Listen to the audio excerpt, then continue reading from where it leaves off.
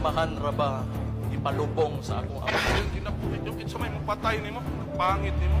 Bakit ba galit na galit ang pamilya Duterte kay President Bongbong Marcos? Bakit milyon-milyon ang kanilang ibinabayad sa mga bayarang vloggers na gaya ni Trixie Angeles, Byron Cristobal alias Banat B, Claire Contreras alias Maharlika, at Crisette Chu upang siraan ang Administrasyong Marcos? Simple lang ang sagot dyan. Rewind tayo saglit at alamin kung kailan nagsimula ang atake ng mga Duterte kay BBM.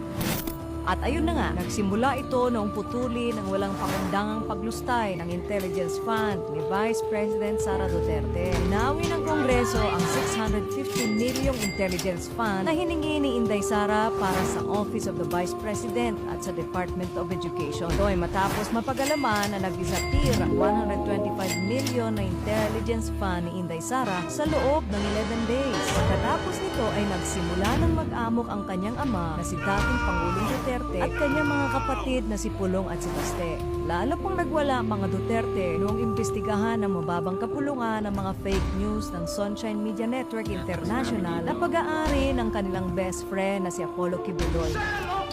Sinuspinde ang prangkisa ng SMNI at ngayon ay iniimbestigahan naman ng Senado si Kibuloy dahil sa kanyang pangmomolestya ng mga babaeng miyembro ng kanyang kulto na Kingdom of Jesus Christ. Umabot lalo sa sukdulan ang galit ng mga Duterte kay BBM noong bawasan ng Kongreso ang pondo ni Paulo Duterte na nagpasa sa pondo ng bayan noong nakaupo pa ang kanyang tatay Digong. 51 billion lang naman ang pondong inilaan para sa distrito ni Paulo Duterte noong Pangulo pa ang kanyang ama. Kaya naman noong bawasan na ito ay galit na galit at gusto pang pagbitiwin sa pwesto ang Pangulo. Sa madaling sabi, galit ang mga Duterte sa Administrasyong Marcos dahil sa pera at kapangyarihan. Ang kakapal mooks!